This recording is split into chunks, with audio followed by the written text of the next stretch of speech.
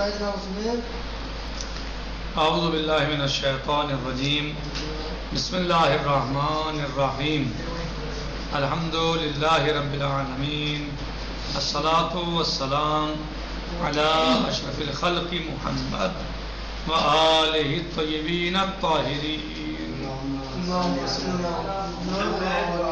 وعجل فرجہم. کہہ رہے ہیں کہ رجال کے سلسلے میں اگرچہ نقطہ ہر دور میں واضح رہا ہے اور تمام علماء رجال اس حقیقت سے باخبر رہے ہیں کہ اس میدان میں صرف اعتبار اور عدم اعتبار سے متعلق مسائل ہی کو زیر بحث لایا جاتا ہے. یعنی یہ بات سب پر واضح و روشن ہے اور سب جانتے ہیں. جو سوال یا اعتراض تھا کہ بھائی کسی کی ذاتیات کو کیوں آپ جو ہے مثلا بیان کر رہے ہیں یا اس کے بارے میں گفتگو کر رہے ہیں یا اچھال رہے ہیں، تو کہہ رہا ہے کہ نہیں، ایسا نہیں ہے. یہ تو سب جانتے ہیں کہ رجال میں جو مین یا مرکزی نقطۂ نظر ہے وہ نقطۂ نظر کسی کی شخصیات کو اچھالنا یا ان پہ حملہ کرنا یا کسی کے عیوب کو ظاہر کرنا مقصد نہیں ہوتا، بلکہ مین مقصد جو ہوتا ہے علم رجال میں وہ کیا ہوتا ہے؟ اعتبار اور عدم اعتبار ہوتا ہے. بس صرف اتنا دیکھنا ہوتا ہے کہ اس راوی کی روایت پر اعتبار ہوگا یا نہیں ہوگا. صحیح، اتنی بات کرنی ہوتی ہے. باقی نہ کسی شخصیت کو اچھالنا مقصود ہوتا ہے، نہ کسی کی توہین مقصود ہوتا ہے، نہ کسی کے اوپر حملہ مقصود ہوتا ہے، نہ کسی کی غیبت مقصود ہوتا ہے. صرف اور صرف یہ دیکھنا ہوتا ہے کیونکہ یہ شخص، یہ انسان، اس کا تعلق اب حکم شرعی سے ہونے والا ہے یا ہو جائے گا، کیونکہ جس روایت کو اس نے نقل کیا ہے اور حکم آنے والا حکم شرعی اس روایت پر موقوف ہے اور وہ روایت اس راوی پر موقوف ہے، اس کے اعتبار اور عدم اعتبار پر. لہٰذا اس لیے جو ہے وہ صرف ہمیں اعتبار اور عدم اعتبار دیکھنا ہے، نہ کسی کی شخصیت کو اچھالنا ہے، نہ توہین مقصد ہے اور نہ ہی کسی کے بارے میں غیبت مقصد ہے، نہ کسی کے عیوب کو تلاش کرنا مقصد ہے. اتنا یوں کر رہے ہیں کیونکہ اس متعلق روایت ہے، روایت اس نے نقل کی ہے اور روایت سے حکم شرعی اب اخذ کیا جائے گا.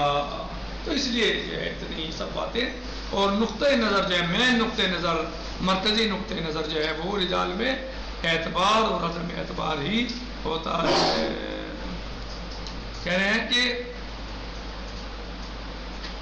لیکن اس کے باوجود دور قدیم سے جتنی کتابیں لکھی گئی ہیں تقریباً سب میں زندگی کے دیگر معاملات کو بھی شامل کر دیا گیا ہے اور راوی کی رجالی حیثیت کو نظر انداز کر کے اس کی مکمل شخصیت کو موضوع بحث بنا دیا گیا ہے. اس کا ایک سبب یہ بھی ہو سکتا ہے کہ مؤلفین کرام کو یہ خیال تھا کہ اس طرح راوی کے مکمل حالات محفوظ ہو جائیں گے. کیا خیال تھا؟ یعنی ایک تاریخ نما انہوں نے جو ہے وہ لکھنا شروع کر دیا کسی بھی شخص کے بارے میں. یعنی میں نقطۂ نظر کیا تھا اور ہے عدم اور اعتبار اور عدم اعتبار. لیکن بعض لوگوں نے مستقل طور پر ان کے مثلا جو ہے وہ سوانح حیات لکھ دی ہے. وہ کیوں لکھ دی ہے؟ تاکہ مثلا شاید یہ کہہ رہے ہیں کہ شاید اس کی وجہ یہ، ان کو خیال یہ تھا مؤلفین کو کہ اس طرح راوی کے مکمل حالات محفوظ ہو جائیں گے اور ان سے دیگر میدانوں میں بھی استفادہ کیا جا سکے گا. ورنہ نمک خوار مورخین کو کیا غرض پڑی ہے کہ وہ ان شریف النفس افراد کے حالات زندگی کو محفوظ کریں. جی کن کے؟ اور عالم انسانیت کے لیے اس عظیم سرمایہ کی نگہداشت کریں. انہی درباروں اور سرکاروں کے حالات سے فرصت، انہیں درباروں اور سرکاروں کے حالات سے فرصت نہیں ہے. بہت سارے مورخین کیسے کرتے تھے کام کیا ہے، کیسے لکھتے تھے کہ وہ انہیں مثلا کیا ہوتا تھا کہ وہ چیز لکھتے تھے جسے دربار چاہتا تھا. وہ علماء کیا درباری ہوتے تھے، مثلا یعنی دربار میں رہتے تھے، بادشاہوں کے درباروں میں رہتے تھے اور وہ ان کے اعتبار سے کام کرتے تھے. وہ بزم عصمت میں کہاں قدم رکھیں گے؟ بزم عصمت میں یعنی انہیں کیا پڑی تھی کہ اہل بیت اطہار علیہ السلام کے سلسلے میں کوئی بات لکھیں یا ان کی سوانح حیات کو نظم کریں، منظم کریں، یا ان کی سوانح حیات کو لکھیں؟ جی انہیں کیا پڑی تھی؟ تاکہ وہاں کی مقدس شخصیتوں کے حالات زندگی کو محفوظ کر سکیں اور آنے والی نسلوں کو یہ عظیم ذخیرہ فراہم کر سکیں۔ کہاں تھا؟ بہت کم ایسا ہوا ہے۔ اکثر و بیشتر لوگوں نے، مورخین نے حکومت کے اعتبار سے نقل کی ہے تاریخ کو، روایات کو۔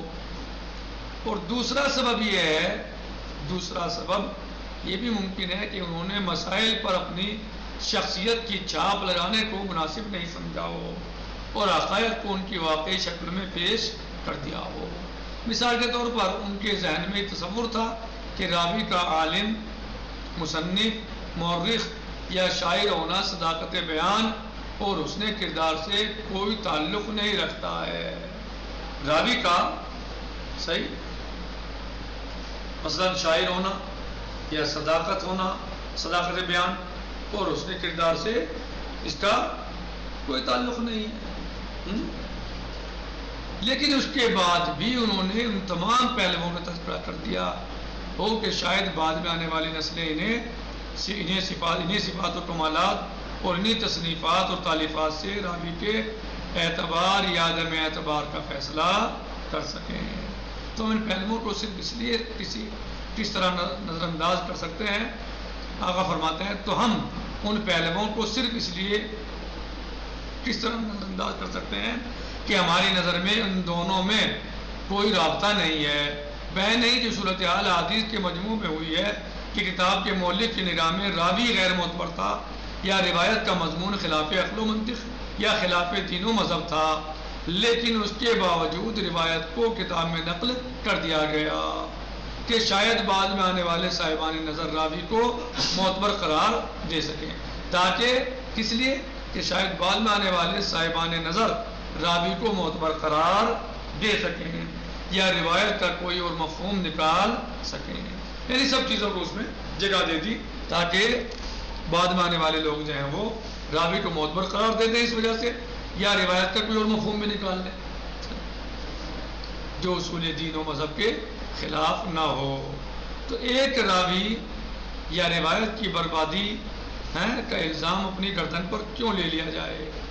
دین و مذہب کا مسئلہ انتہائی نازک ہے، اس میں کسی طرح کی انانیت اور نفسانیت کا گزر نہیں ہے، اور یہاں انسان کو انتہائی دیانتداری اور امانت داری کے ساتھ کام کرنا ہوتا ہے۔ چونکہ دین اور مذہب کا جو مسئلہ ہے کوئی انتہائی نازک ہے، یعنی اس کا تعلق ایک عام تاریخ سے نہیں ہے یا ایک عام ہسٹری سے نہیں ہے یا عام واقعات سے نہیں ہے۔ دین اور مذہب کا مسئلہ کیا ہوتا ہے؟ بہت نازک مسئلہ ہوتا ہے، لہذا اس میں کسی طرح کی انانیت اور نفسانیت کا گزر نہیں ہے، اور یہاں انسان کو انتہائی دیانت داری اور امانت داری کے ساتھ کام کرنا ہوتا ہے، اور ہر لمحے روز قیامت کی جواب دہی کو پیش نظر رکھنا ہوتا ہے۔ یعنی جب کوئی انسان دین کے مسئلے کو لکھے گا یا دین کی بات کو لکھے گا یا دین کے کسی شخصی دین کی کسی عظیم شخصیت کے بارے میں لکھے گا تو پھر یہاں تعلق انانیت سے نہیں ہونا چاہیے، اپنے خواہشات نفسانی کے اعتبار سے نہیں ہونا چاہیے کہ اسے اس سے محبت ہے، بغض ہے، اسے اس سے لگاؤ تھا یا نفرت تھی، ایسا نہیں ہونا چاہیے، بلکہ وہاں پر مسئلہ کیا ہونا چاہیے؟ بہت ہی دیانت داری اور امانت داری سے ہونا چاہیے مسئلہ۔ کیوں؟ کیونکہ مسئلہ دین کا ہے، مسئلہ دین ہے، لہذا اس کو بہت ہی زیادہ دیانت داری اور امانت داری سے پیش کرنا چاہیے اور کرنا ہوتا ہے، اور ہر لمحے روز قیامت کی جواب دہی کو پیش نظر رکھنا ہوتا ہے۔ اور جب بھی کوئی قدم اس مسئلے میں اٹھائے گا تو قیامت کی جواب دہی کو پہلے سامنے رکھے گا کہ بھئی اللہ کو بھی جواب دینا ہے۔ دیکھو کسی کے بارے میں اگر ایک انسان اچھا انسان ہے آپ اس کو غلط لکھ دیں، ایک غلط ہے اس کو صحیح لکھ دیں، یا کسی روایت کو مثلا جو ہے آپ غلط طریقے سے پیش کر دیں، یا کسی مسئلہ شرعی کو یا کسی واقعے کو آپ غلط طریقے سے پیش کر دیں، تو اس میں کیا ہوگا؟ اللہ کے یہاں جواب دہی ہوگی، آپ کو اللہ کے یہاں جواب دینا ہے۔ تو لہذا اللہ کو اور روز قیامت کو ہر مسئلے میں، ہر چپے اور ہر قدم پر اور ہر کام میں اللہ کو یاد رکھنا ہوتا ہے اور جواب دہی کو پیش نظر رکھا جاتا ہے۔ یہ یہاں تک تھا۔ اب قدیم و جدید تالیفات کے بارے میں آج ہم گفتگو کر لیتے ہیں۔ یعنی عام معاملات اور مسائل میں اور دین کے مسائل میں فرق ہے، بہت بڑا فرق ہے۔ کیونکہ اگر دین کے مسئلے میں آپ سے ذرا سی بھی کوئی اشتباہ یا غلطی ہوئی، جان بوجھ کے تو بہت بڑی بات ہے، آپ غلط کریں کسی کام کو، تو وہ غلطی یا وہ آپ کا اشتباہ مسئلے اور بات کو کہیں سے کہیں لے جا سکتا ہے اور بات کا رخ بدل سکتا ہے اور زندگی بھر لوگ اس پہ غلط عمل کر سکتے ہیں اور عمل پیرا ہو سکتے ہیں۔ ایک انسان میں وہ صفات نہیں ہے اور مورخ اس میں وہ صفات لکھ دے جو اچھے صفات ہیں، صحیح، یعنی اس کے اندر وہ صفات اچھے نہیں ہیں مگر مورخ اچھے صفات اس میں لکھ دے تو لوگ اس کا اعتبار کر لیں گے۔ اب اس کی بات کا اعتبار ہوگا، وہ ہے نہیں صفات کا حامل، دے دی مورخ نے تو نقصان کہاں تک پہنچے گا۔ اب اس نے جو بتائے ہیں باتیں دین کے بارے میں، روایات نقل کی یا جو اس نے اپنے آنکھوں سے دیکھا وہ نقل کیا، تو اب نتیجہ کیا ہوگا؟ وہ آدمی صحیح نہیں ہے، غلط آدمی ہے، اب وہ تو غلط ہی نقل کرے گا۔ اور آپ نے یا مورخ نے لکھ دیا اسے معتبر، اس کی بات کا اعتبار بھی ہو جائے گا، تو دین کہاں سے کہاں پہنچ جائے گا اور حقیقت کہاں سے کہاں تک پہنچ جائے گی۔ کیونکہ ہمارا تو جو مسئلہ ہے اس وقت وہ راجو کی روایت پر ہی تو چل رہا ہے۔ بھائی ایک عرصہ ہو گیا شریعت مقدس اسلامیہ کو نازل ہوئے، ایک زمانہ گزر گیا نبی کریم کی رحلت اور وفات کو، ایک عرصہ گزر گیا، ہمارے سامنے ائمہ اہل بیت علیہ السلام بھی نہیں ہے، ظاہری طور پر موجود نہیں ہے، لیکن آج دین تو موجود ہے، شریعت موجود ہے، تو اب ہمیں عمل کیسے کرنا ہے؟ روایات پر، آیات پر، سیرت پر، صحیح ہے۔ تو اگر کوئی ایک انسان کی سیرت اچھی نہ ہو، ایک انسان خود معتبر نہ ہو، وہ کوئی سے معتبر لکھ دے، تو اب جتنی باتیں وہ بتائے گا روایات کی، تفسیر کی، حدیث کی، سیرت کی، تو سب معتبر جانی جائیں گی کیونکہ آدمی معتبر ہے، اور معتبر آدمی جب خود انسان معتبر ہے تو جو باتیں بتا رہا ہے وہ بھی معتبر ہوگی۔ رجال میں اسی پہ تو بحث ہوتی ہے، اعتماد اور عدم اعتماد پر۔ اعتماد کس پر ہوگا؟ جس پر اعتبار ہوگا۔ اور ایک شخص کو لکھ دیا گیا مثلا بہت اچھا، معتمد لکھ دیا گیا، معتبر لکھ دیا گیا، تو آنے والی نسلیں کیا کریں گی؟ نسلیں کیا کریں گی؟ اس پر اعتبار کر لیں گی، اور جس کو اس نے اچھا لکھا اس کو اچھا مان لیں گی، جس نے اس کو مثلا غلط کہا اس کو غلط مان لیں گی، جو اس نے جو ہے مثلا بیان کیا اس کو صحیح مان لیں گے، اور جو اس نے کہا کہ یہ بات ٹھیک نہیں ہے اس کو ٹھیک مان لیں گے۔ نتیجہ کیا ہوگا کہ لوگ آنے والی نسلیں دین سے بہت دور ہو جائیں گی اور دین حقیقت میں کچھ اور ہوگا اور لوگ کچھ اور سمجھیں گے، صحیح۔ تو لہٰذا اس مسئلے میں قدم اٹھانے کے لیے ضروری ہے کہ اللہ، رسول اور قیامت اور ان تمام چیزوں کو انسان سامنے رکھے، اس کے بعد کوئی فیصلہ لے۔ یعنی کوئی بات بھی ایسی نہیں ہونی چاہیے کسی کے لیے بھی کہ جو اس کی شان کے خلاف ہو۔ اچھا ہے تو اچھا لکھیے، غلط ہے تو غلط لکھیے۔ اس کا کردار اچھا تھا تو اچھا بیان کیجیے، برا تھا تو بیان کیجیے۔ کیوں؟ اس لیے نہیں کہ یہ اس کی پرسنل زندگی کا مسئلہ ہے، اس کی نجی زندگی کا مسئلہ ہے یا خاص اس کے ذاتیات کا مسئلہ ہے، نہیں، اس لیے کہ اس کا تعلق دین سے ہو گیا، دین سے جڑ گیا، مذہب سے جڑ گیا۔ اگر اس کو ہم نے غلط کر دیا، صحیح کو غلط اور غلط کو صحیح کر دیا اس کے، تو اس کا مطلب یہ ہے کہ مسئلہ پھر دین تک پہنچے گا اور دین میں مشکلات پیدا ہوں گی۔ ہم اس کی روایات پر یا آنے والی نسلیں اس کی بات پر اعتبار اور اعتماد کریں گے اور اسی پر وہ عمل کریں گے، لہذا مسئلہ دین سے بہت دور پہنچ جائے گا، حقیقت سے بہت دور پہنچ جائے گا، اور دین حقیقت ہے، دین حنیف ہے۔ بہرحال کیونکہ وہ مسئلہ اس تک نہیں ہے، ہو سکتا ہے کہ وہ مفسر ہو تو تفسیریں اس نے غلط کرتی، ہو سکتا ہے کہ وہ راوی ہو تو روایتیں غلط پیش کرتی ہوں، اور آپ نے بتا دیا اس کو معتبر، آپ نے بنا دیا اس کو جو ہے متقی پرہیزگار، بہت اچھا انسان، اور جبکہ اس نے مثلا جو ہے وہ چونکہ قرآن کریم میں جو بہت سارے احکام ہیں جو مجمل ہیں ان کی تفسیر کی ضرورت ہوتی ہے، تو تفسیر کس نے فرمائی؟ نبی کریم صلی اللہ علیہ وآلہ وسلم نے، یہ اہل بیت اطہار علیہ السلام نے، وما یعلم تاویلہ الا اللہ، یعنی بہت ساری آیات جو ہیں محکم ہیں، بہت ساری متشابہ ہیں، وما یعلم تاویلہ الا اللہ والراسخون فی العلم، اور جو متشابہ ہیں ان کے بارے میں کوئی نہیں جانتا سوائے ان کے کن کے، یعنی اللہ کے، اور جو راسخون فی العلم ہے، صحیح۔